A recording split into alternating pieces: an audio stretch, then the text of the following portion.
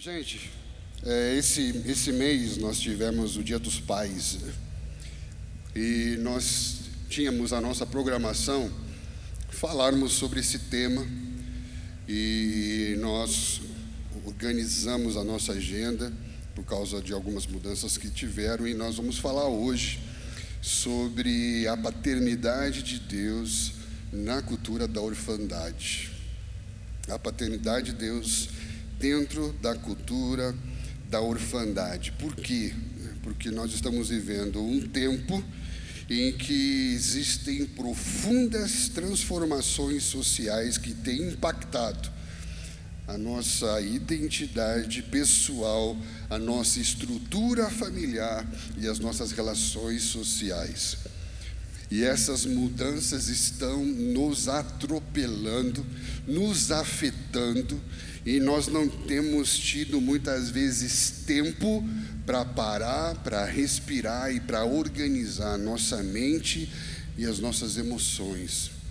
Então é como se você estivesse num mar e quebrasse uma onda em cima da outra e você não tivesse força para sair, para reagir, para se levantar.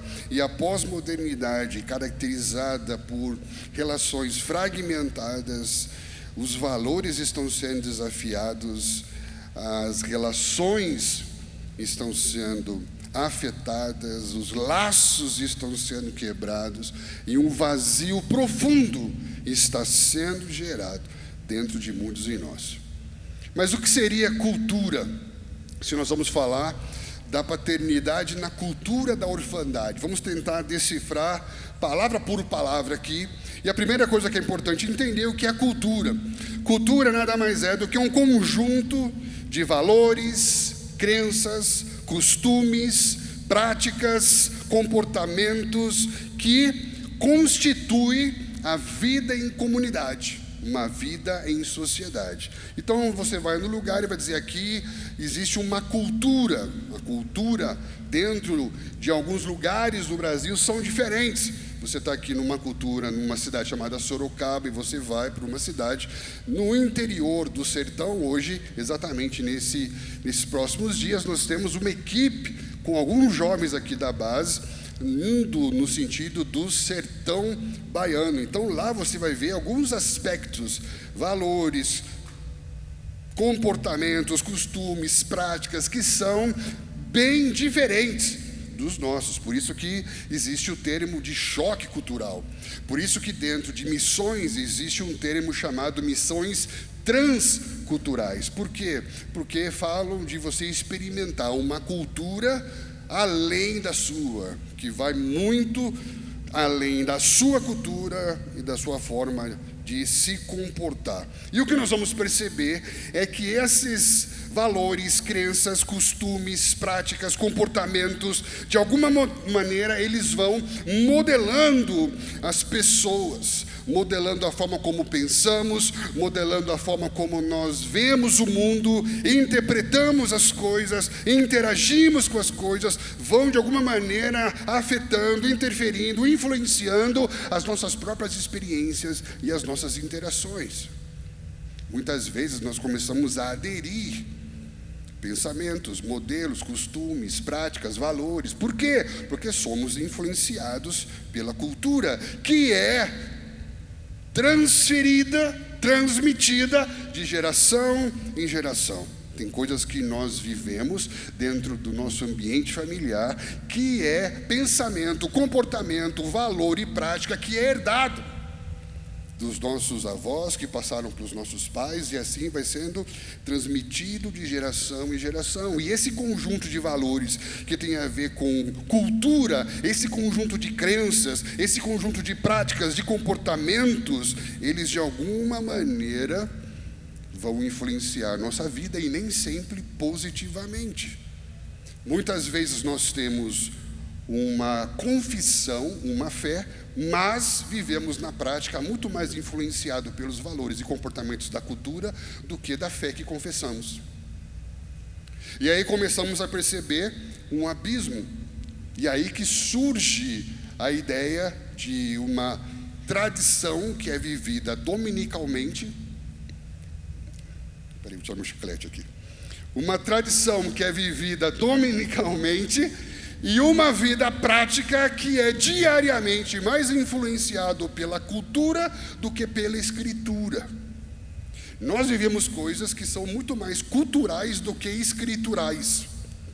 E isso vai começar a afetar nossos valores, nossas crenças, nossos comportamentos, e por isso que pensar cultura é extremamente importante, porque nem sempre o que uma cultura está movendo está a favor daquilo que Deus está pensando. Estamos juntos? Muitas vezes a cultura, ela vai de alguma maneira sutil e nem sempre descarada desvalorizar e até mesmo substituir, minimizar ou ofuscar ou apagar a figura da paternidade. Historicamente, você vai perceber que antigamente os pais biológicos, eles passaram a ocupar um papel sagrado de ser pai.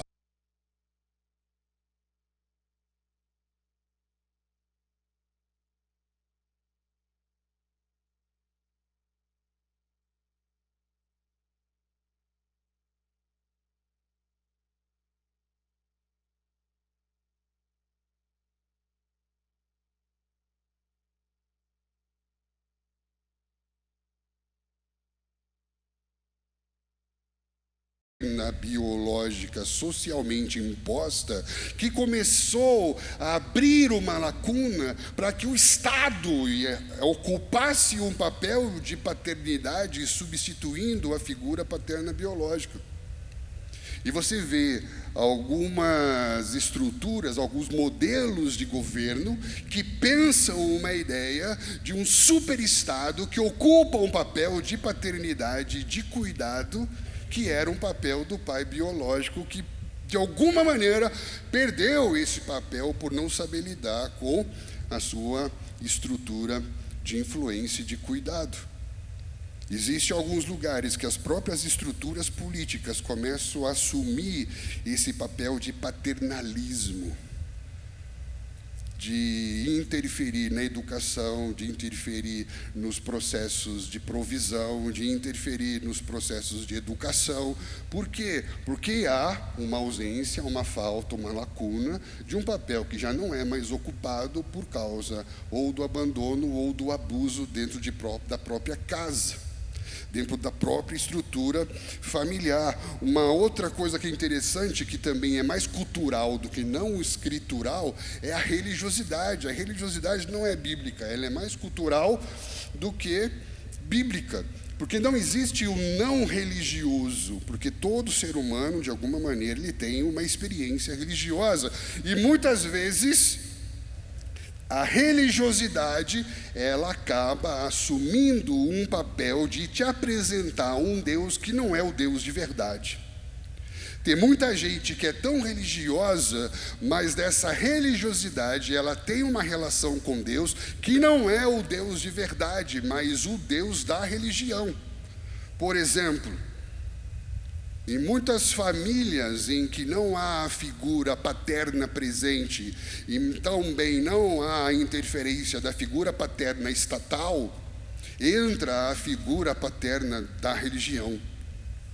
E aí o que acontece? Muitas famílias de mãe solo, de pais que não estão presentes, ou pais que estão, mas não estão porque são ausentes, muitas dessas mães, elas acabam usando a imagem de Deus para tentar trazer mais peso no papel disciplinar que era para ser feito pelo pai, e não há pai para fazer. Então ela pega a figura de Deus para reforçar a sua fala de mãe, de mulher, que às vezes parece que não fala tão grosso e o filho não respeita. Então ela empresta essa imagem do Deus da religião para dizer: se você não fizer certo, Deus vai te punir, Deus vai te castigar. Porque não tem um pai para corrigir presente, então ela empresta o Deus da religião para trazer mais peso daquilo que era para o pai ter falado com mais leveza. Isso se chama dogma. Isso é o que Adão fez com Eva sem precisar fazer. Deus falou para não comer, ele falou não toque.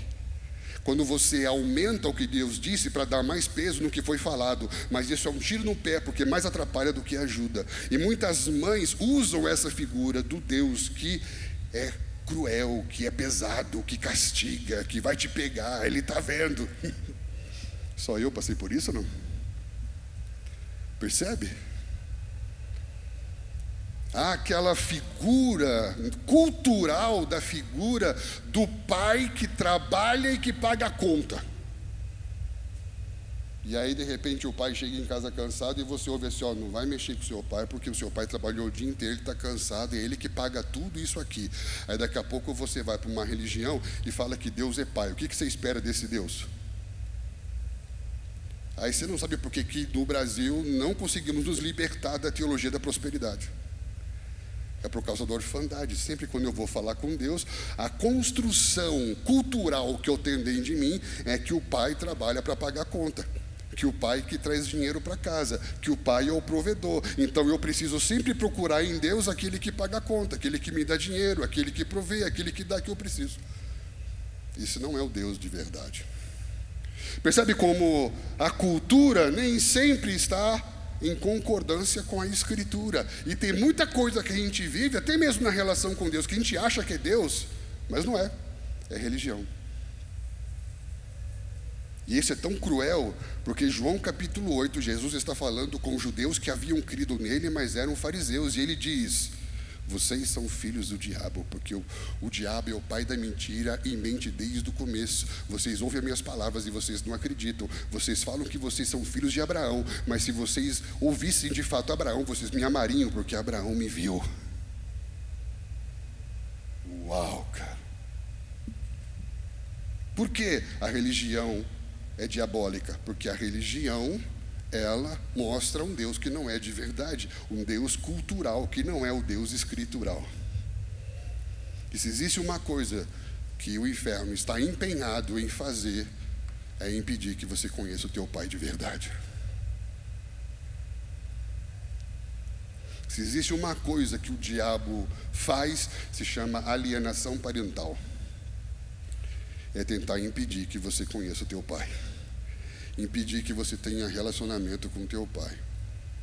E isso vai fazer com que você seja refém de uma cultura, de valores, de pensamentos, de crenças, de comportamentos que são equivocados e vão gerar dentro de você, alimentar dentro de você uma cultura de orfandade.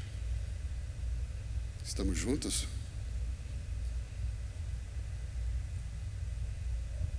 Tem alguém aí?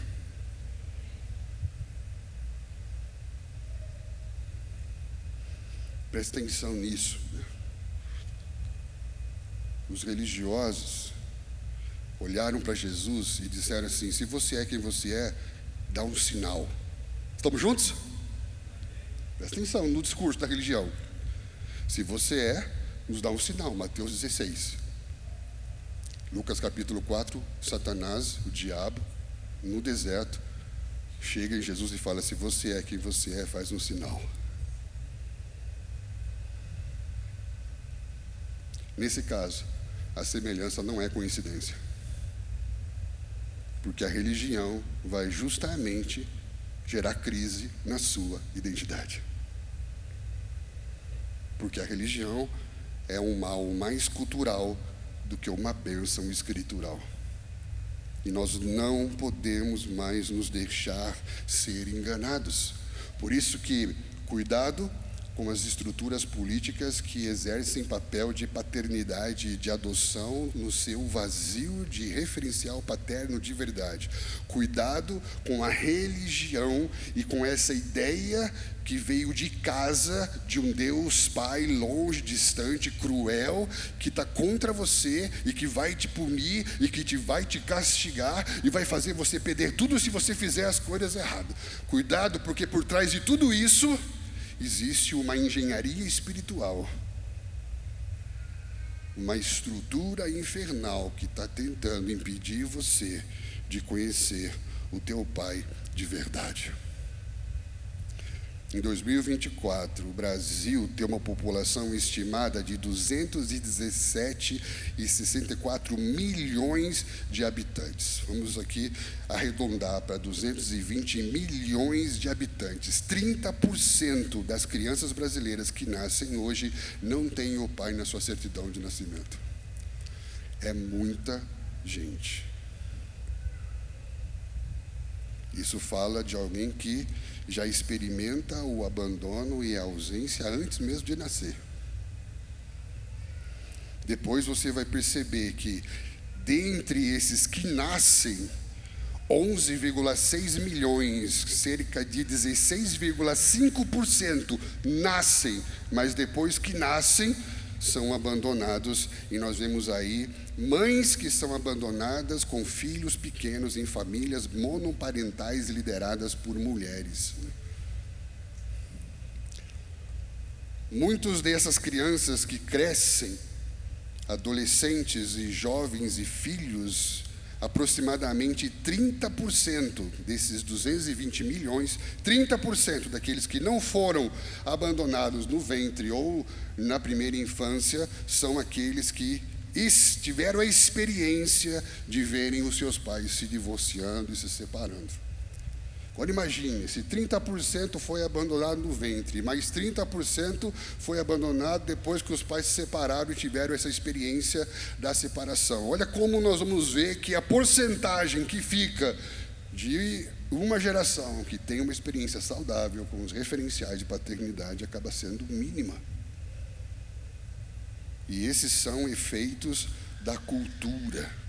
Nós vemos uma geração que olha para aqueles que deveriam ser referenciais, que apontam para um Deus que é de verdade, distantes da verdade de Deus nas suas vidas. E a cultura vai trabalhando nessa arquitetura de uma sociedade que cada vez mais está longe do seu verdadeiro referencial de paternidade. E isso vai gerar um sentimento do quê? De orfandade. O que é orfandade? É o sentimento de alguém que foi privado da presença, do cuidado e da proteção de figuras parentais, das figuras de paternidade, e gera uma falta emocional, espiritual, uma falta de orientação, uma falta de suporte. Isso se dá pela perda, pelo abandono ou pelo abuso e pelo autoritarismo.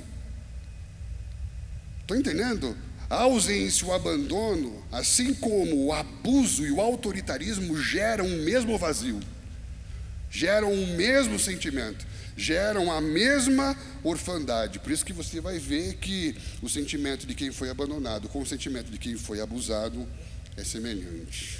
Porque vazio, de falta, de alienação de Deus, não se sente parte de nada no mundo, e as coisas começam a perder sentido por causa desse sentimento de abandono e de rejeição. Estamos juntos? Só que nós precisamos entender algo. Apesar de vermos aqui dados atuais de uma sociedade pós-moderna, você precisa entender algo.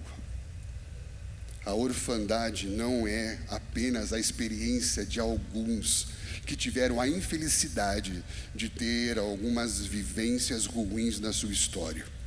Repita comigo: a orfandade não é a experiência de alguns. A orfandade é a realidade de todos. Por quê? Porque a nossa experiência de orfandade, apesar de se tornar clara na nossa vivência com os nossos pais biológicos e com as figuras que deveriam exercer esse papel parental na nossa vida, muito antes disso, toda a humanidade, todo ser humano experimentou orfandade. Por quê? Porque a partir do momento que o homem ele busca a independência, a autonomia de Deus, nesse momento ele experimenta a falta. Nesse momento ele experimenta a ausência. E aí é muito importante que você entenda. Quem já ouviu a parábola do pródigo, do filho pródigo? Quem já ouviu aqui? Quem nunca ouviu a parábola do filho pródigo? Levanta a mão. Temos ali 2 que nunca ouviram. É uma parábola que está em Lucas capítulo 15. É muito legal vocês lerem essa história. E porque ela fala de um pai que tinha 2 filhos. E um desses filhos, ele pediu para o seu pai a sua herança e saiu para viver a sua vida. O termo que aparece ali é dissolutamente, ou seja, a palavra significa deixar escorrer algo pelo vão dos dedos. Então olha o que acontece: você pedir para o seu pai vivo a sua herança é desejar a morte dele para viver a sua vida sem precisar dele.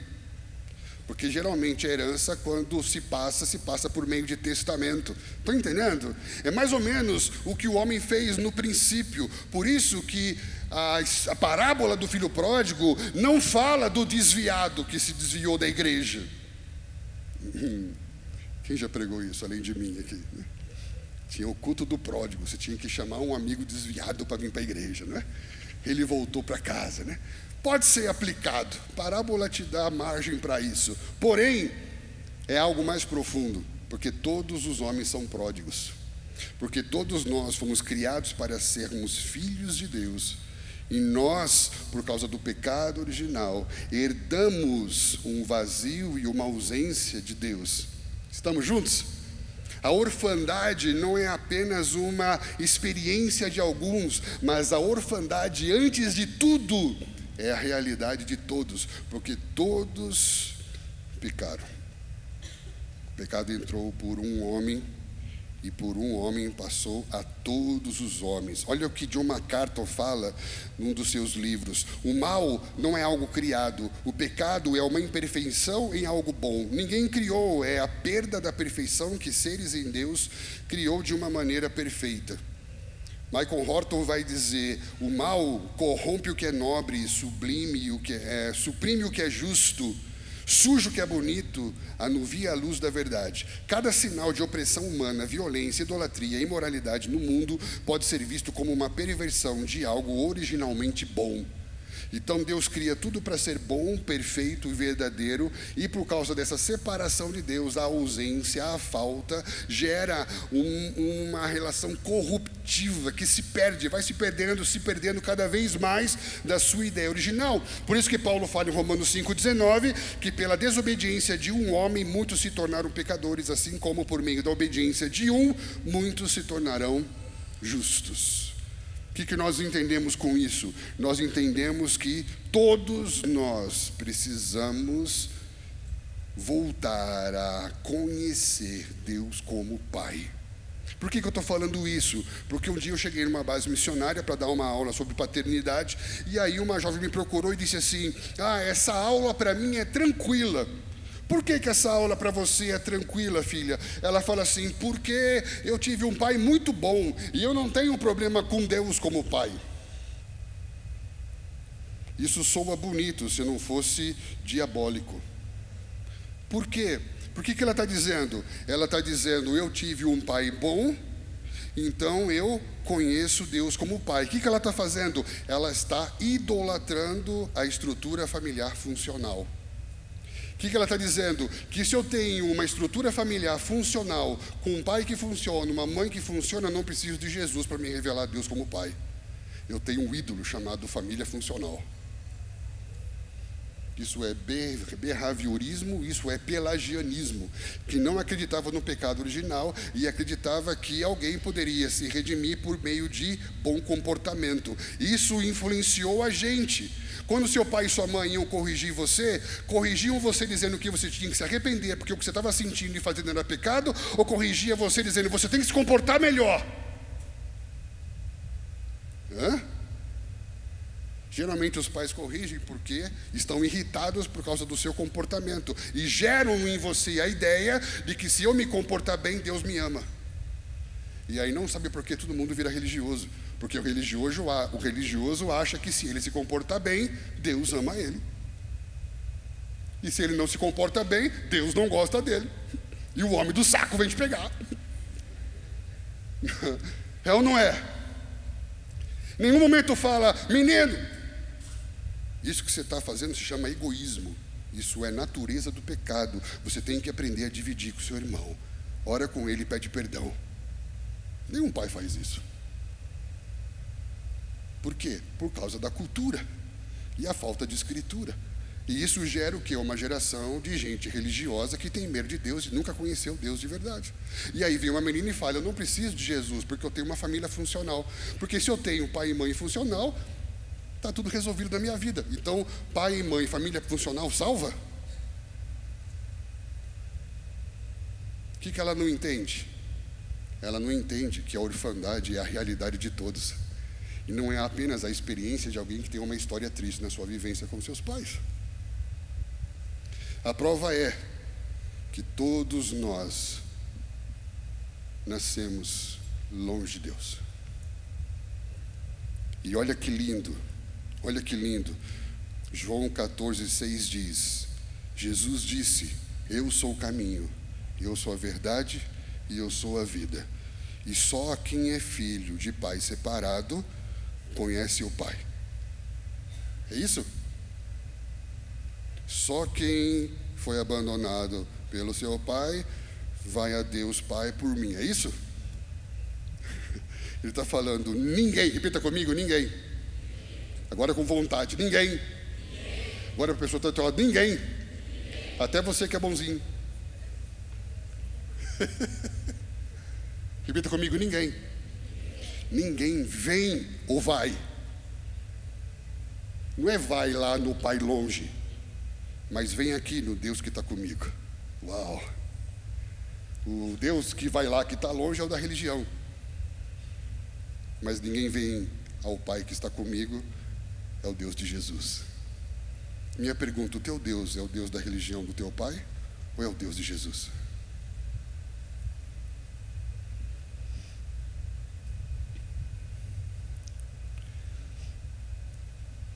João 1,12 diz: ninguém jamais viu a Deus, o Pai, mas o Filho, o seu único Filho, que é idêntico a Deus e está ao lado do Pai, ele o tornou conhecido.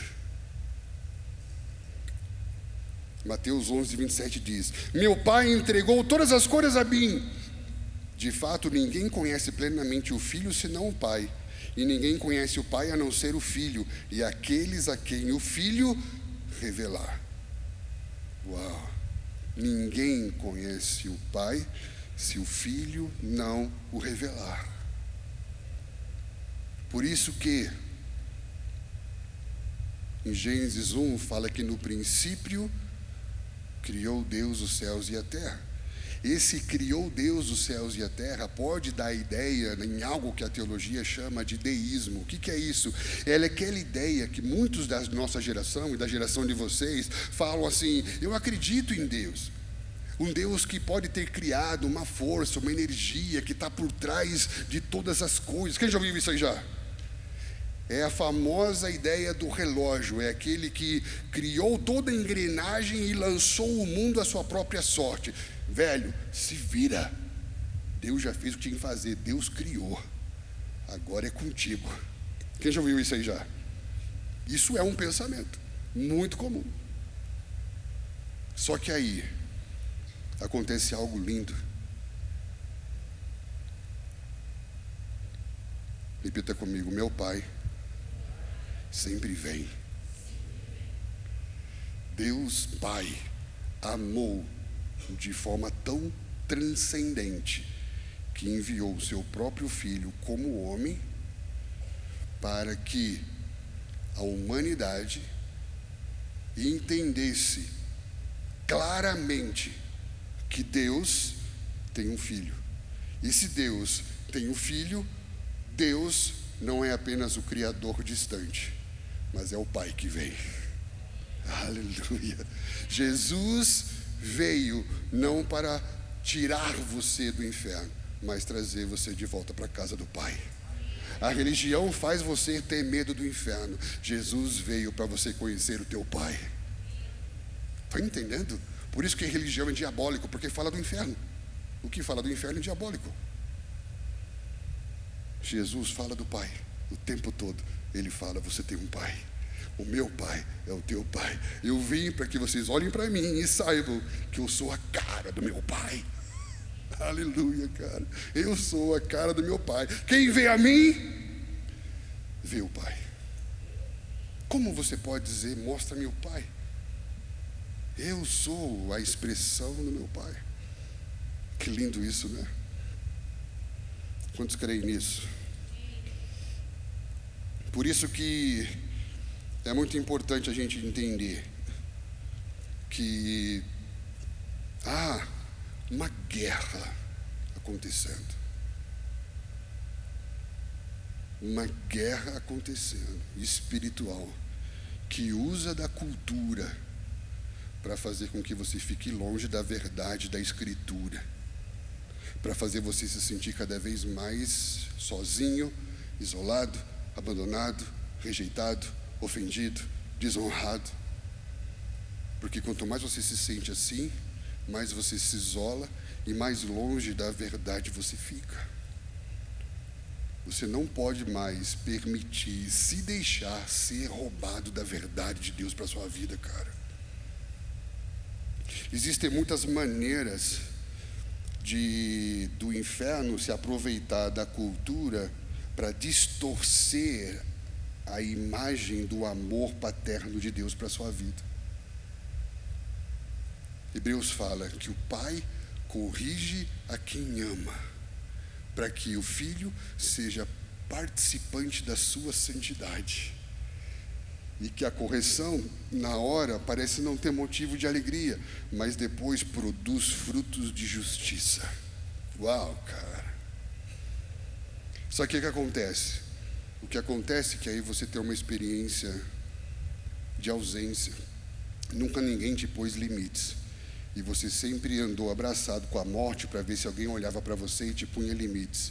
E você cresceu desrespeitando todo e qualquer tipo de autoridade, achando que as autoridades, na verdade, não te amam e querem apenas controlar a sua vida. Ou então você teve experiências com autoridades que foram abusivas, que foram violentas, que te envergonhavam, que te expunham, que te feriram, que te fizeram sangrar. E aí você olha para as figuras de autoridade e você fala assim: eu nunca vou respeitar nenhuma figura de autoridade. Eu já ouvi isso aqui de jovens aqui: eu não respeito ninguém, nenhum pastor. O que ele pensa que é? O que ele está dizendo? Eu sou órfão, alguém me ajuda, eu preciso de ajuda. Por quê? Porque eu não consigo ver figuras de autoridade de forma saudável, porque essas figuras me feriram, ou quando me abandonaram, ou quando foram abusivas comigo. Há muitos e muitos anos a gente trabalha com parceiros, amigos em clínicas de terapia de dependência química, e eles têm uma fala lá, eles falam que a maioria dos dependentes químicos, eles têm a resistência aos 5 P's. Sabe quais são os 5 P's? Professor, polícia, padre, pastor e pai. Por quê? Porque são todas figuras que deveriam ser figuras de autoridade. Aí o que acontece? O que acontece é que essas experiências, elas vão de alguma maneira criando em você o quê? Resistências. Não quer dizer que se eu tivesse um pai bom, eu ia conhecer Deus como pai. Mas as minhas experiências ruins, elas podem, de alguma maneira, dificultar de que eu me organize e experimente, na prática, viver a paternidade de Deus. Porque muitas vezes eu posso ter crido em Jesus, mais baseado no medo da religião do que na revelação do amor de Deus. E aí, dentro dessa experiência religiosa, eu continuo tendo vivências abusivas, e isso vai só confirmando a minha dor. Cara, isso é muito terrível. Experiências que envolvem comunicação. Por que muita gente não consegue orar?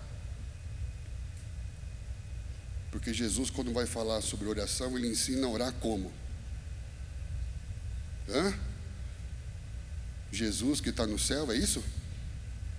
Tem muita gente aqui apaixonada por Jesus, mas nunca orou de verdade a quem Jesus pediu para orar.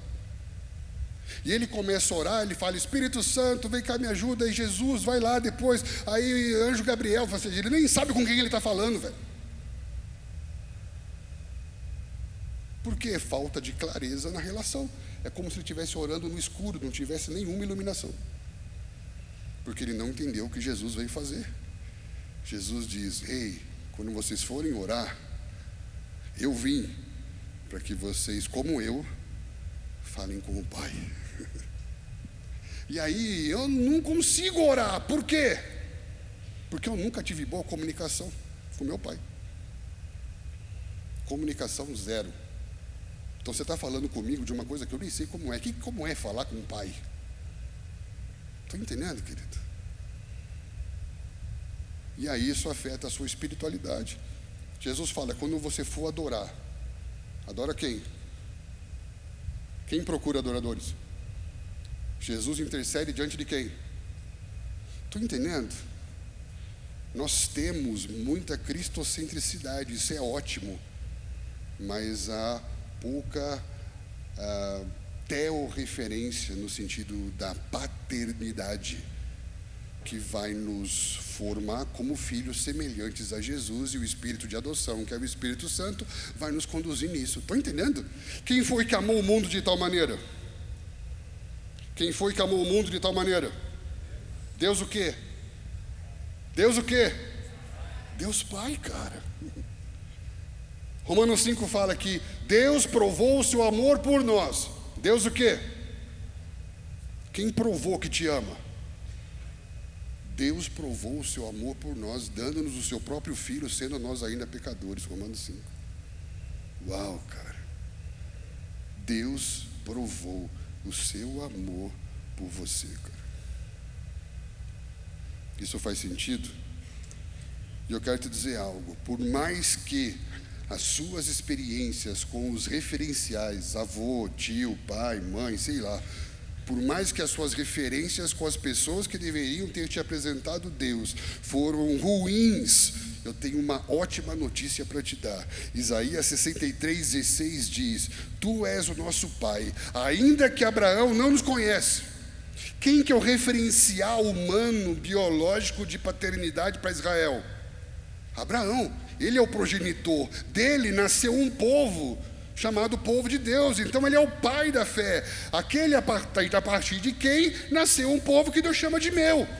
Então ele diz: ainda que o pai, o maior referencial de paternidade da história, não conheça você, ainda que Israel, filho de Abraão, que deu nome a vocês como povo, não te reconheça, tu, ó Senhor, és o nosso Pai, o nosso Redentor, e o teu nome desde a eternidade. Repita comigo: ainda que meus referenciais tenham falhado, Deus é o meu Pai desde a eternidade. Uau! Ainda que não tenham estado presente nos momentos em que você mais precisou, teu Pai estava. O problema é que a dor cega. Discípulos que andaram com Jesus por 3 anos, andaram do lado dele 12 quilômetros e não o reconheceram, porque estavam frustrados, estavam decepcionados, estavam reclamando da vida, e não tiveram clareza para perceber que quando eles achavam que estavam andando sozinhos, Jesus estava com eles para dizer: o Pai sempre vem. Nós não podemos mais nos deixar ser roubados. Jesus veio para nos trazer de volta para casa. Jesus diz: eu vou, mas o Espírito Santo vai vir para conduzir vocês enquanto eu estou arrumando a casa do meu Pai, porque o Pai preparou uma mesa para todo mundo. Aleluia. Cara, isso é incrível. Isso é incrível. E isso que nós estamos falando da paternidade e o conflito da cultura é tão interessante, porque você vai olhar para a vida de Jesus, e Jesus, ele é um modelo perfeito. Por quê? Porque ele nasce, né, ele é nascido de uma mulher, de uma divina semente. Ou seja, ele é uma semente divina nascida de um útero humano. Então ele é um homem Deus, Deus homem. Louco isso, né? Só que, quando ele nasce, Deus colocou na vida dele um referencial paterno humano, que não é biológico, mas é o pai que Deus colocou na vida dele para ser o seu referencial até a hora do seu bar mitzvah. Ou seja, todo pai prepara o seu filho para o seu destino em Deus. E você começa a olhar, depois que Jesus nasceu, os anjos pararam de falar com Maria, porque só falaram com Maria para anunciar que ela seria o meio pelo qual nasceria o Salvador do mundo. Mas depois que ele nasceu, os anjos falam com a mãe ou falam com o pai? Com a mãe ou com o pai? Mas na religião, que é uma amiga aliada do inferno, está lá a mãe com o bebê. E cadê o pai? Cadê o pai, velho? Por que não tem José na manjedoura? Por que não tem José do lado de Maria? Porque ele só morreu depois do bar mitzvah, quando ele já tinha pelo menos 13 anos. Então até os 13, todas as vezes os anjos vinham e falavam com quem? Porque quem era que liderava? Quem era a referência? Quem é que ensinou a profissão? Pelo nome de quem que ele era conhecido? Filho de José ou filho de Maria? Filho de José, o carpinteiro. Estou entendendo como a cultura nos rouba a verdade. Suprime a figura do pai, supervaloriza a figura da mãe, ao ponto de dizer que padroeira, que é nome de pai, é uma mulher. O que é padroeiro? Aquele que tem paternidade. Estou entendendo como fica estranho? É muito mais cultural do que escritural. Nada, não estou desvalorizando a importância de Maria. Eu só estou salientando, suprimir a importância da imagem de José, que educou, que ensinou uma profissão, que levou ao templo para apresentar, e a partir desse momento Jesus ficou lá e os pais foram com a caravana. Nesse momento, ele entrega Jesus ao seu destino. Nesse momento, apaga a figura de José e Jesus começa a apontar para o seu Pai Celestial. A partir de agora, eu vou olhar para o meu Pai que está nos céus, eu vou fazer o que eu vejo Ele fazendo, porque até agora, enquanto criança, eu fiz o que vi José fazendo. José era carpinteiro e eu virei carpinteiro. Agora José se foi, ele me entregou para o meu destino do Bar Mitzvah, dizendo, está aqui agora para cumprir o seu destino em Deus. E então o pai aparece para ele. E ele começa agora, eu faço o que vejo o pai fazendo. E José vem, mas por que você ficou e não veio com a gente? Porque eu já estou cuidando dos negócios do meu pai. Maria chegou, super protetora, dizendo, Jesus está arrumando confusão, de novo. E foi numa casa dizendo, vai lá, chama Jesus, fala que é a mãe dele que está aqui, para ele vir aqui agora. Menino. Quem aqui, a mãe já fez isso já? Você está jogando bola, ela manda o seu amiguinho, o vizinho, vai lá. Fala para ele vir agora. Hein, Luiz? Vem para casa, moleque. E aí Jesus fala o quê? A minha mãe e meu pai são aqueles que fazem a vontade do meu pai. Ou seja, ele já está numa outra dimensão. Eu lembro que quando eu enviei as minhas filhas para a missão,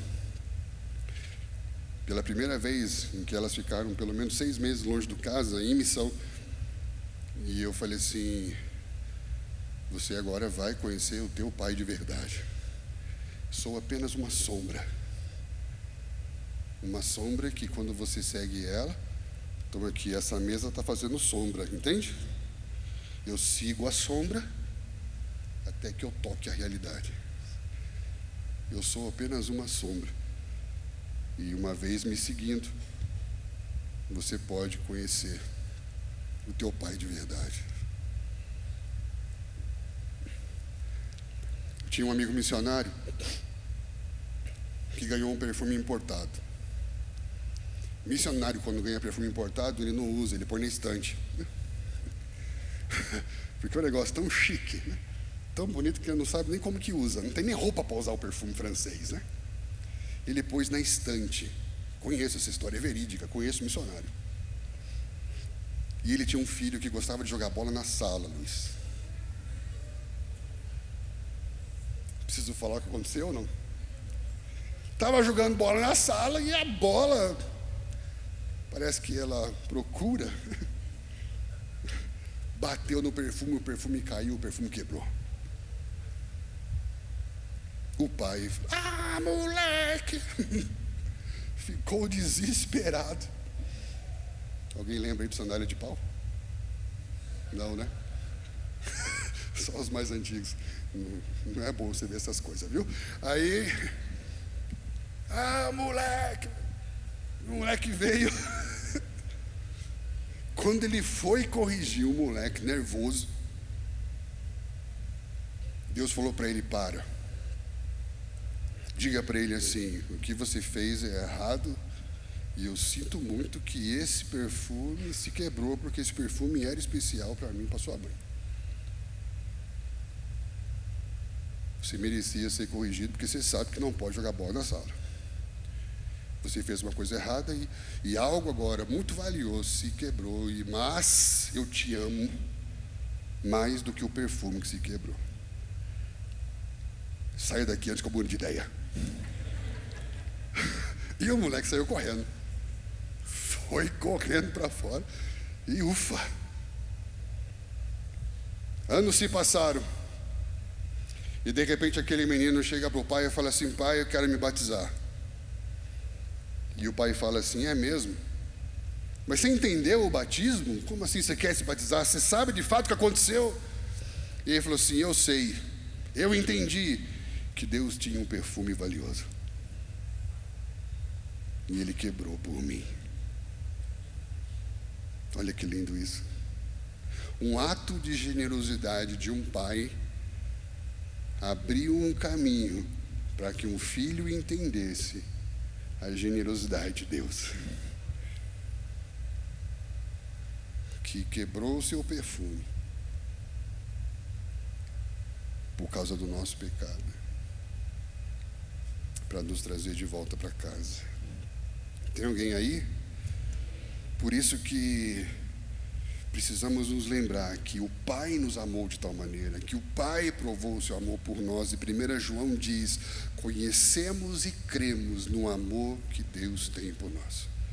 Você não consegue conhecer, você não consegue crer num amor que você não conhece. Por isso que nós estamos aqui hoje, para que em nome de Jesus, nenhuma influência da cultura nos impeça, nos roube, nos prive de conhecer a verdade da Escritura. A verdade que tem a ver com o Jesus que desde o princípio vai se revelando, com o objetivo de nos revelar o caminho de volta para a casa do Pai. Você crê nisso? Por isso que isso vai nos ajudar depois a organizar até mesmo a nossa teologia, cara. Por quê? Porque parece que todo o nosso pensamento teológico ficou parado num ponto da história, como se não houvesse antes da queda uma criação, e como se não houvesse depois da queda uma redenção e uma consumação. Parece que tudo na nossa vida gira em torno da salvação. Parece que quando a gente vai abordar as pessoas, a gente diz assim: olha, você precisa crer no Senhor Jesus como seu Salvador, senão você vai para o inferno. E a gente chama isso de evangelismo, mas isso não é evangelismo, isso é terrorismo, porque eu estou ameaçando as pessoas, cara. E ela fala: não, eu não quero ir para o inferno. Então ela aceita a religião do diabo, que fala de Deus que não é Deus de verdade. Estou entendendo? Porque o propósito de Deus não é ser salvador da sua vida. Pensa comigo, cara. Se o propósito de Deus fosse ser salvador da sua vida, Ele diz assim: eu vou criar o homem, e o meu plano, o meu grande finale é salvar o homem. Então, para que o homem tivesse que ser salvo, esse homem precisava se perder. E para esse homem se perder, ele precisaria de um diabo. Então quer dizer que Deus precisa do diabo para fazer o homem cair, para que depois ele salve por meio de Jesus. Sei lá, isso parece meio estranho. Estão entendendo? Repita comigo: a salvação não é o fim, é o meio. Repita comigo: a salvação não é o fim, mas é o meio. Ele se tornou salvação para que por meio dele voltássemos ao seu propósito original desde a eternidade, que é de ser pai de muitos filhos semelhantes a Jesus. Porque antes do homem ser criado, ele já era o pai de Jesus na eternidade. E quando ele cria o homem para ser a imagem e semelhança de Jesus, ele está dizendo: eu quero ser pai de muitos filhos semelhantes a Jesus. Quando esse homem, como o filho pródigo, fala: eu quero ir viver a minha vida sem precisar de um pai, ele vai para um lugar de escassez e vive desorientado, perdido, sozinho, e começa a chegar no fundo do poço, e então ele lembra do caminho de volta para casa. A salvação não é o fim da história, a salvação é o caminho de volta para a história. Estão entendendo? Por isso que você precisa entender um termo que é muito usado, chamado predestinação. Quem vai falar de predestinação? Muita gente discute predestinação dentro do campo da soteriologia, ou seja, da salvação. Mas todos os textos que falam de predestinação não estão falando de salvação. Efésios 1, 4 e 6 fala que Ele nos predestinou para a adoção de filhos por meio de Jesus Cristo. Uau! O que é predestinar? Dar um destino antes, ou seja, antes do homem existir, ele já nasceu para ser filho, a imagem e a semelhança de Jesus, como Deus, o seu pai de muitos filhos semelhantes a Jesus. É quando você nasce, já nasce com um propósito. De quê? O que nasce de um pai? Filho! Estão entendendo? Assim como Efésios 1:11, assim como Romanos 28 fala que Ele nos predestinou para sermos conforme a imagem do seu, não está falando de salvação. Mas a gente só pensa isso. Por quê? Porque tem medo do inferno.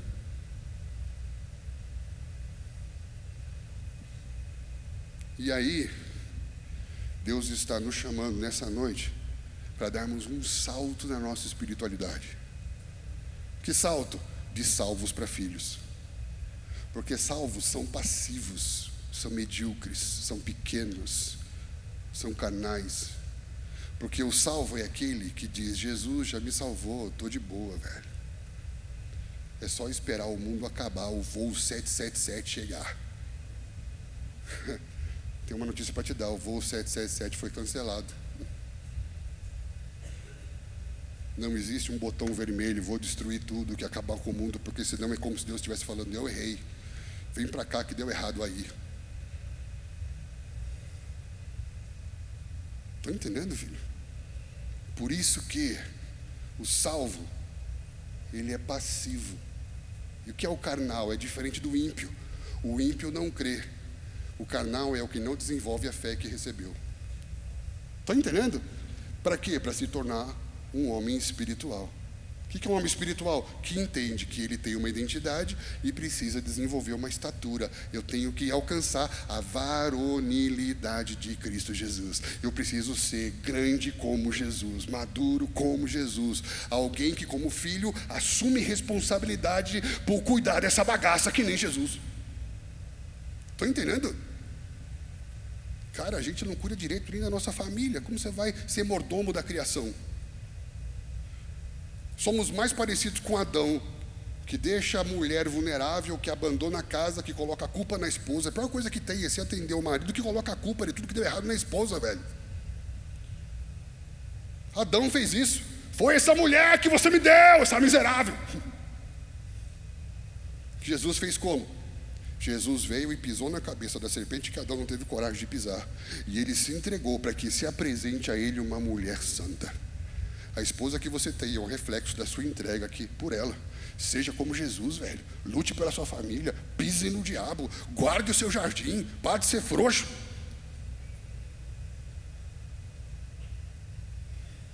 Tem alguém aí? Estão entendendo como tudo isso é uma cultura de orfandade que precisa ser rompida, velho. Nós não podemos mais ser privados da nossa identidade, de responsabilidade. Quem é que cuida dos negócios do pai? O filho. Quantos filhos tem aqui? Com que negócio você está engajado, velho? Com que negócio das coisas de Deus na terra você está envolvido? Ou você é pródigo que está vivendo a sua vida longe de Deus? Aí sim, vamos falar de propósito e de missão. Propósito, ser como Jesus. Missão, manifestar o reino de Deus Pai na terra. Foi isso que Jesus falou. Tem alguém aí? Olha o que lindo o que 1 João 3 vai dizer. Vede que grande amor tem concedido o Pai, ao ponto de sermos chamados filhos de Deus. De fato, somos filhos de Deus. Por essa razão, o mundo não nos conhece, o mundo não nos entende, o mundo não nos compreende, porque não conheceu a Ele. Amados, agora somos filhos de Deus, e ainda não se manifestou o que haveremos de ser. Sabemos que quando Ele se manifestar, seremos semelhantes a Ele, porque haveremos de vê-lo como Ele é. Repita comigo: Ele me criou para ser filho. Só que assim como acontece nas leis brasileiras, toda criança, pela Constituição, pela lei, tem o direito de pertencer à família. Mas se há alguma ação transgressora, abandono ou abuso, algum princípio for quebrado, essa criança é temporariamente destituída do seu direito. Estão entendendo? Sim ou não? E aí ela vai ficar guardada pelo conselho tutelar em algum abrigo ou algum programa, até que ela seja restituída no seu direito por meio de adoção. Estão entendendo? Sim ou não? Então nós somos criados para sermos filhos. Aí você pode perguntar: então todo mundo é filho de Deus? Resposta: sim e não. Sim, por quê? Porque esse é o propósito de Deus, decidido antes da fundação do mundo para todos. E não por quê? Porque por causa do pecado nós perdemos o direito de estar e pertencer. Então Deus nos amou com um amor que transcende, um amor que vai além, o amor da adoção. Um pai para adotar é aquele que ama mais do que o amor biológico, mais do que o amor natural, mais do que o amor convencional. É o amor que transcende, é o amor que vai além. Estão entendendo? Então quando ele ama um amor que vai além, quer dizer que ele ama duas vezes. Ele amou quando criou e ama quando adota. Ele amou quando criou para ser filho e amou para trazer de volta para a filiação. Estamos juntos? Então, fomos criados para ser filhos. E agora, por meio de Jesus, aqueles que creram no seu nome, a esses deu o direito de serem feitos filhos de Deus. Jesus veio para nos dar de novo o direito legal, espiritual, de sermos feitos filhos de Deus. Então o que ele está dizendo? Nós fomos criados filhos, e agora, de fato, somos filhos, mas ainda não como seremos filhos. Então eu fui criado filho, sou filho, serei filho. Por quê? Porque seremos, no fim de tudo, exatamente como Ele é. A ideia original de quando tudo começou. a imagem e a semelhança de Deus, que é o Filho de Deus, porque Ele é a imagem do Deus invisível.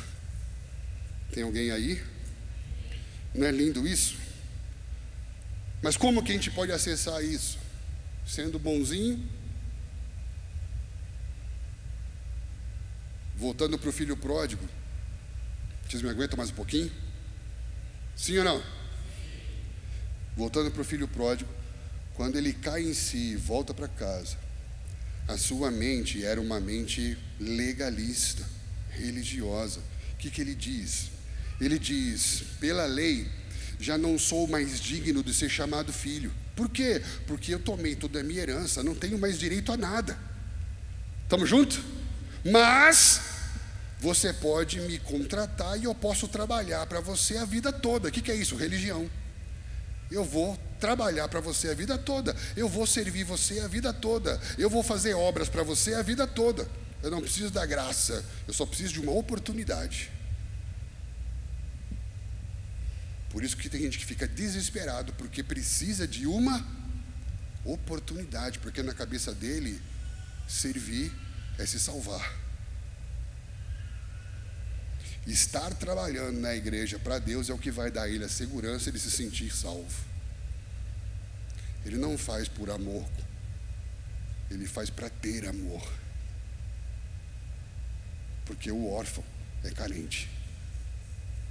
Porque o órfão sente falta. Porque o órfão precisa ser aceito. Você faz por amor ou você faz para ter amor? Eu tenho uma boa notícia. Repita comigo: no caminho de volta, antes de eu chegar, Ele vai me encontrar.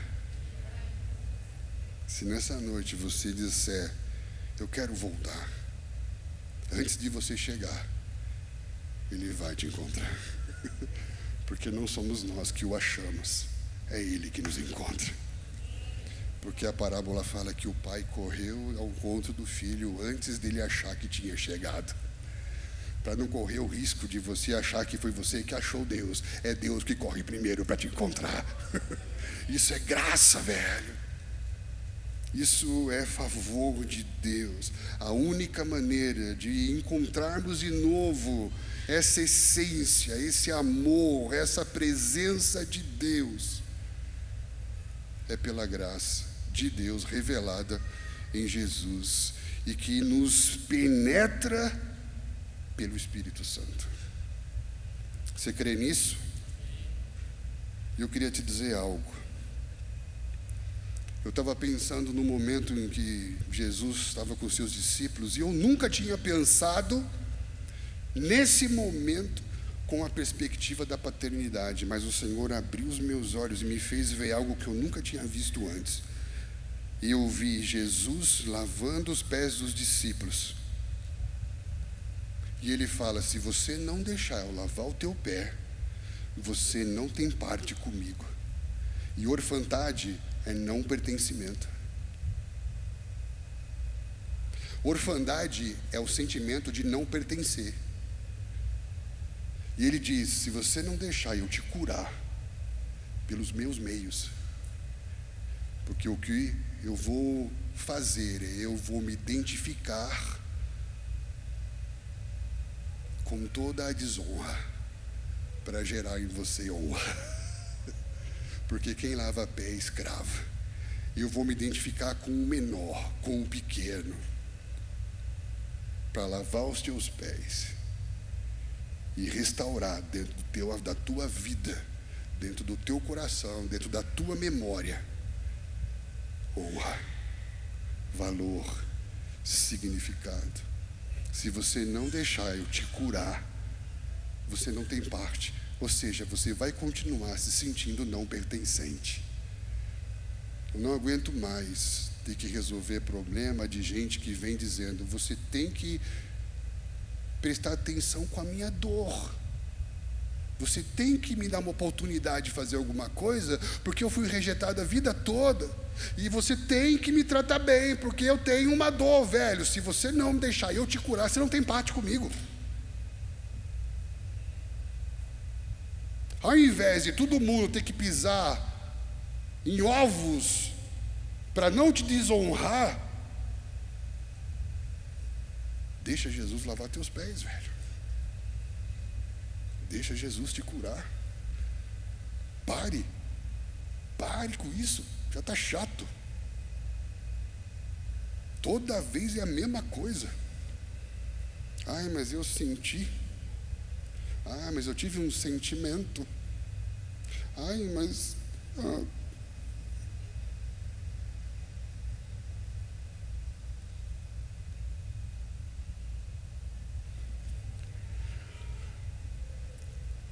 Sabe o que é isso? A orfandade, ela é vaidosa. E o orgulho, ele te pega por cima e por baixo. Porque tem gente que, na tentativa de esconder a sua orfandade, superestima-se. E ele começa a ver nele um valor de algo tão longe da realidade, que a verdade para ele pode ser traumática. Eu conheci um cara que tinha uma ideia tão fantasiosa de si mesmo, que eu fiquei com dó de falar para ele a verdade. Eu falei, ele não tem estrutura para saber a verdade de quem ele é mesmo. Deus tenha misericórdia dessa alma, eu falei para ele. Porque não sou eu que vou falar para ele que ele não é ninguém. Ele está muito longe de ser quem ele acha que é. Porque o orgulho vai fazer você precisar se afirmar, ser aprovado, ser aceito, ser aplaudido, se sentir melhor que o outro. Por quê? Porque você é órfão. Eu preciso, não é maldade, ele precisa mesmo. E ele se torna mal por causa do vazio. Mas ele não faz o mal por maldade, mas ele se torna mal por causa da orfandade. Está entendendo? Insubmisso, indiferente. Se acha.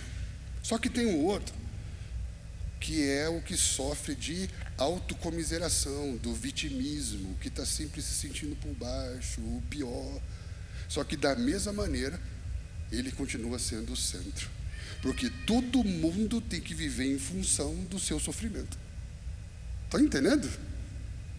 É tudo o que nós chamamos de feridas da alma, escondidas e protegidas dentro de estruturas de orgulho, que nada mais é do que o que Salomão experimentou quando se afastou de Deus: vaidade. Correr atrás do vento, chegar a lugar nenhum. Se você não deixar eu lavar os teus pés, você não tem parte comigo. Tem alguém aí? Essa cultura da orfandade vaidosa alimenta a suspeita. Não é porque os seus referenciais te abandonaram que os irmãos vão te abandonar, velho. Não é porque os seus pais prometeram coisas e não entregaram, ou não estiveram presentes, ou não cumpriram com esse papel, que Deus vai fazer isso. Deus não tem nada a ver com os modelos que fizeram parte da nossa vida. Jesus veio para nos trazer de volta a imagem do Pai presente, o Pai que provê, o Pai que cuida, o Pai que encoraja, o Pai que corrige. Deixa Jesus com a bacia e com a toalha trazer de volta valor para a sua vida. Porque presta atenção, se eu for buscar honra por mim mesmo, eu sempre vou me sentir desonrado. Provérbios diz que havendo honra sobrevém a desonra. Por isso que você se sente sempre ofendido. Por quê? Porque você tem muita honra e você acha que você merece ser sempre super honrado, super aprovado, super... Agora, se você entende que quem te dá a honra e a honra que está sobre você é a honra de Jesus, você sabe que o mérito da honra que está em você não é seu, mas é a honra que está sobre você, é a honra de quem te deu, Jesus. Logo, não me sinto desonrado. Por quê?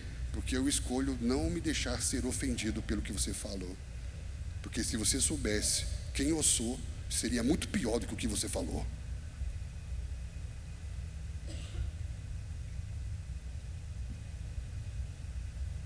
E Jesus, sabendo quem eu sou, me deu o direito de voltar para a casa do Pai. Tem alguém aí? Que Deus nos ajude. Que Deus nos ajude a romper. Não estou falando apenas com romper com sentimentos, não estou falando apenas romper com memórias, não estou falando ainda apenas romper com dores, romper com uma maquinação do inferno, que desde Levíticos ele falava de um principado chamado Moloque. Era um deus que tinha fogo no seu ventre com braços abertos, e por meio das orgias e das relações héteros, homos e tudo que existia nesses cultos ao prazer, à promiscuidade, à iniquidade, crianças eram geradas e essas crianças eram sacrificadas a Moloque. Ou seja, era uma divindade que se alimenta da orfandade, do sacrifício de crianças. Isso está em Levíticos 18, Levíticos 17, Levíticos 20, Deuteronômio 18 e, por incrível que pareça, Atos capítulo 7, 42. Quer dizer que existe uma maquinação infernal, uma intenção de sacrificar uma geração de libertadores. Quando Moisés nasceu, o faraó disse: vamos matar todos os meninos, vamos sacrificar as crianças, vamos roubar deles o seu destino. Está entendendo, queridos? Quando souberam que Jesus tinha nascido, vamos matar todas as crianças. Sempre no momento da história em que uma geração está para se levantar, para virar a chave, para escrever um novo capítulo da história, de ser libertadores, anunciadores de um novo tempo, há todo um esquema espiritual que se aproveita das fissuras do coração e das malícias da cultura para tentar roubar a verdade de Deus para a sua vida. Cara, a gente precisa se posicionar. Estamos juntos? Para encerrar, eu queria ler para vocês 2 textos de Apocalipse. O primeiro está em Apocalipse 4, e que fala: depois dessas coisas olhei, e eis não somente uma porta aberta no céu, como também uma voz que dizia: sobe aqui e te mostrarei o que deve acontecer depois destas coisas. Repita comigo: nos céus há uma porta aberta. Estamos juntos? E uma voz dizendo: vem cá, que eu vou te mostrar o futuro. Por quê? Porque os meus filhos são responsáveis pelos meus negócios e eu vou mostrar o que vai acontecer na terra. Lindo isso, não é? Só que no mesmo livro de Apocalipse, em Apocalipse capítulo 3, diz a uma igreja de Laodiceia: estas coisas diz o Amém, a testemunha fiel e verdadeira, o princípio da criação de Deus. Conheço as tuas obras, que nem és frio nem quente. Quem deras fosse frio ou quente, assim porque és morno e nem és quente nem frio, estou pronto a vomitar-te da minha boca. Porque dizes: sou rico, abastado, não preciso de coisa alguma, e nem sabes que tu és infeliz, miserável, pobre, cego e nu. Aconselho-te que de mim compres ouro refinado pelo fogo, para que te enriqueças, vestiduras brancas para te vestires, a fim de que não seja manifesta a vergonha da tua nudez, colírio para ungir os olhos, a fim de que vejas. Eu repreendo e disciplino a quem amo. Olha isso aqui, está falando de paternidade. Sê, pois, zeloso e arrepende-te. Eis que estou à porta e bato. Estava escrevendo isso para quem? Para o mundo ou para a igreja? Para o mundo ou para a igreja? Igreja. Repita comigo: igreja. Pensa, quem bate está do lado de dentro ou do lado de fora?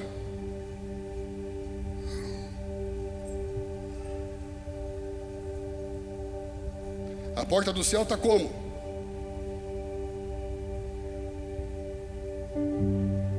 A porta do céu está como? E a da igreja? E Jesus de que lado?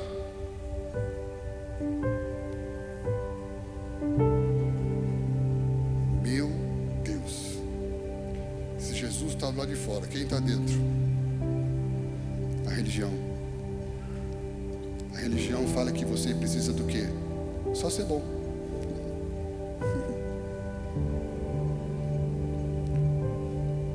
Olha como isso é sério, gente. Ele disse: arrepende, eu estou batendo. Se alguém ouvir e abrir, eu entrarei em sua casa, cearei com ele e ele comigo. Ao que vencer, dar-te-ei de sentar comigo no meu trono, assim como venci e me sentei com o meu Pai no seu trono. Essa mornidão, ele está falando de indefinição. Está falando de uma geração que perdeu a sua identidade, que já não sabe mais quem é. E começou a colocar toda a sua fé e a sua esperança em coisas. Sou pobre? Não, eu sou rico. Tenho posses, tenho coisas.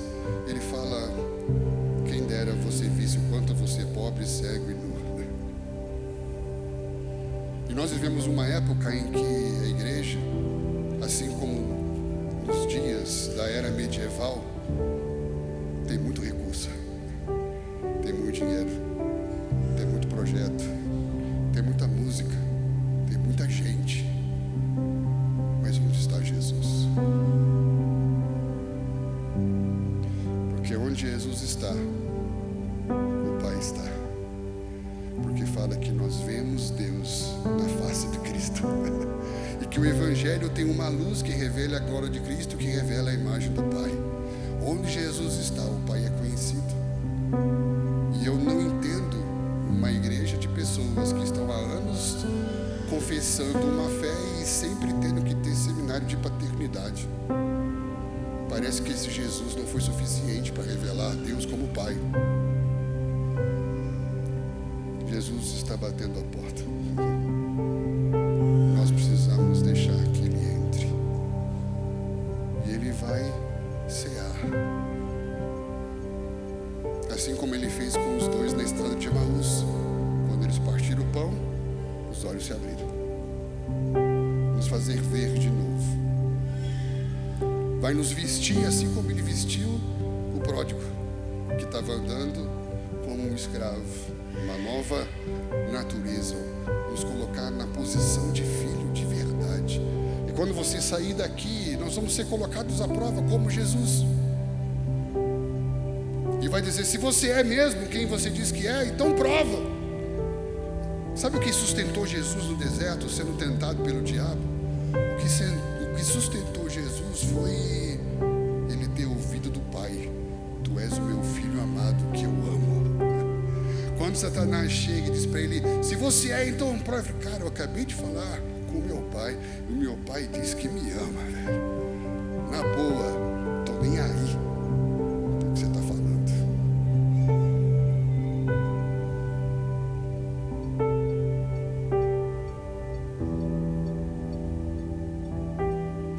Cara, o desejo do meu coração é que o Senhor derrame sobre nós aqui hoje espírito de adoção. Sabe o que é o espírito de adoção? É o que Ele fala aqui dentro de nós, que nós não merecíamos, mas Deus Pai nos amou de tal maneira que por meio de Jesus nos deu de novo o direito de sermos feitos filhos de Deus. E daqui para frente vai ser tudo diferente, porque eu não serei mais movido por medo, porque não há sobre nós mais espírito de escravidão e de medo, mas o espírito por meio do qual chamamos Deus de Pai. Abba, Pai. Um grito entalado na garganta, em que eu posso chamar Ele de novo de Pai. Isso faz sentido? Isso faz sentido ou não? Queria que você, sentado mesmo, fechasse os seus olhos. Imagine que você estivesse num quarto. Fecha a porta. Jesus fala: entra no quarto, fecha a porta, fala com teu Pai, que em secreto, que sabe quem você é,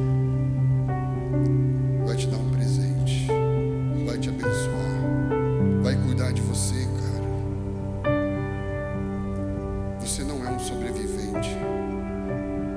Você é um homem de vida eterna. A vida eterna é essa que conheçam Deus, o Pai e o seu Filho que foi enviado. Não somos sobreviventes. Em nome de Jesus, você vai sair daqui hoje acompanhado, porque aqueles que são guiados pelo Espírito Santo são filhos de Deus, cara. Você vai romper com esse sentimento de que eu tenho que fazer, porque se eu não fizer, ninguém vai fazer por mim, eu estou sozinho nesse mundo, eu tenho que me virar. Não, você não está sozinho nesse mundo, cara. Primeiro, porque você tem um pai. Segundo, porque nesse lugar você tem uma família.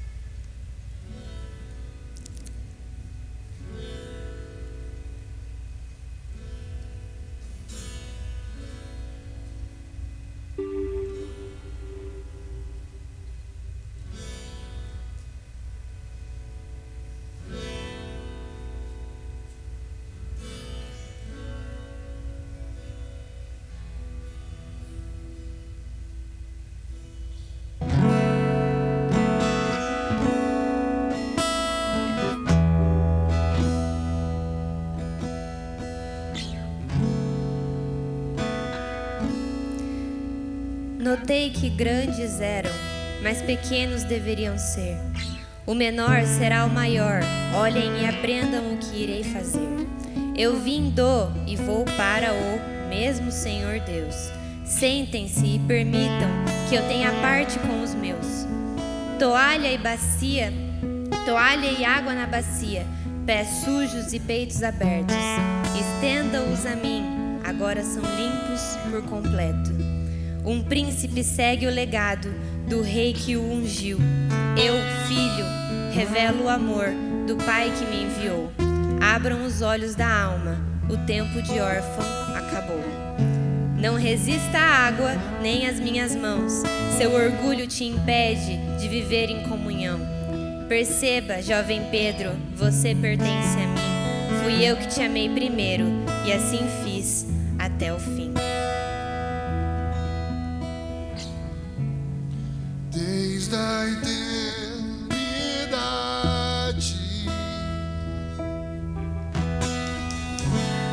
seu desejo é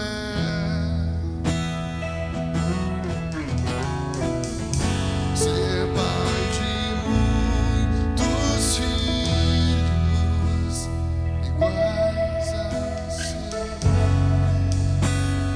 iguais ao seu.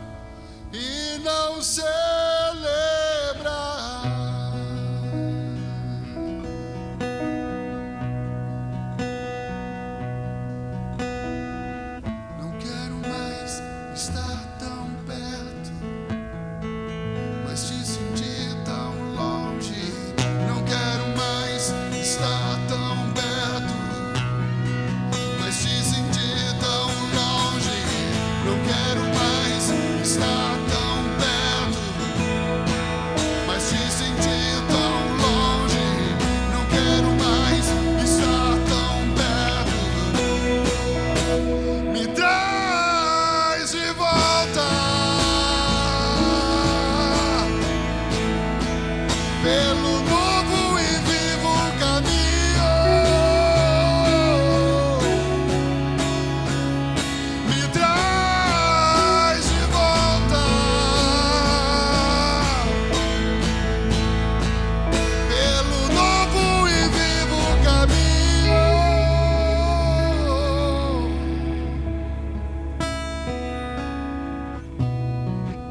Seu coração se partiu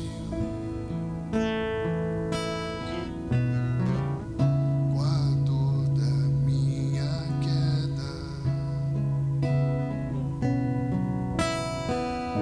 mas sua graça abriu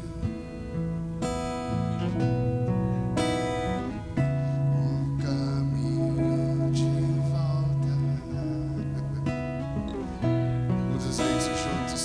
Seu coração se partiu, Pai, com a dor da minha queda, mas sua graça abriu o caminho de volta a ti.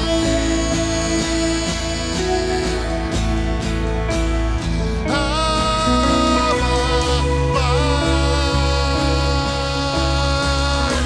estou voltando a ti.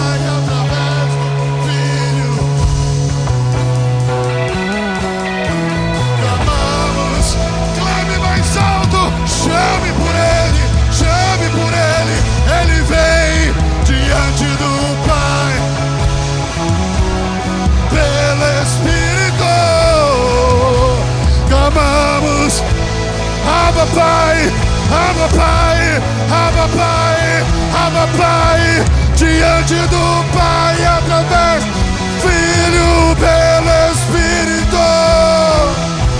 Clamamos, clamamos, clamamos diante do Pai através.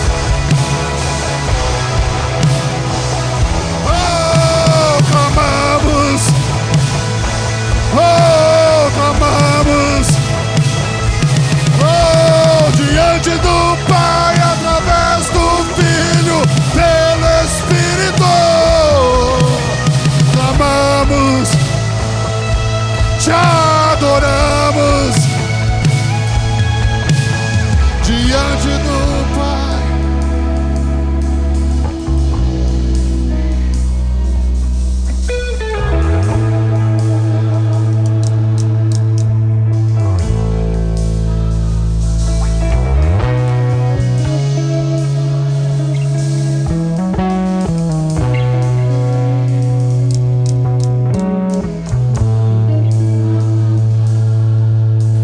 Clamamos diante do Pai através do Filho pelo Espírito.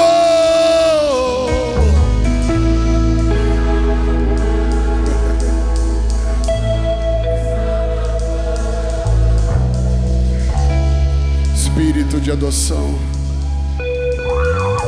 enche esse lugar.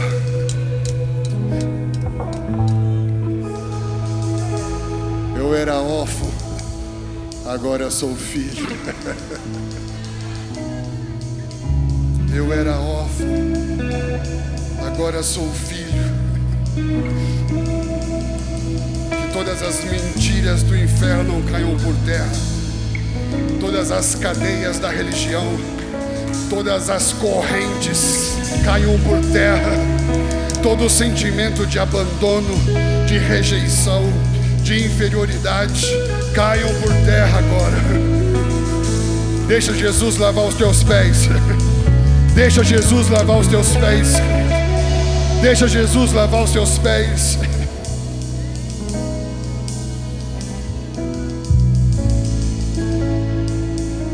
Cadê o Pedro? Deixa Jesus lavar os teus pés, querido. Fecha os seus olhos. Deixa Jesus lavar os teus pés. Diga: Senhor, cura-me. Tudo isso que eu tenho ouvido dentro de mim são mentiras. São mentiras. Quando Jesus começa a lavar os seus pés, Ele começa a dizer: onde havia desonra, haverá honra. Onde havia abuso, haverá agora cuidado, cura, aceitação. Toda distorção seja ordenada, toda bagunça seja arrumada, tudo que foi quebrado seja restaurado. O seu amor é puro, o seu amor é puro, o seu amor é puro, o seu abraço é puro. Sua presença é santa, sua palavra é vida.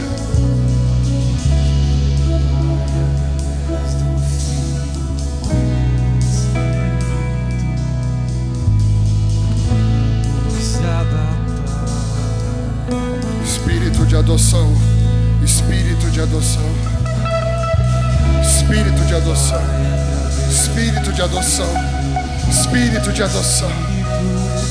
O Espírito que diz no nosso espírito que somos filhos, troveje a sua verdade sobre nós e venha dissipar com sua glória toda obscuridade, toda mentira.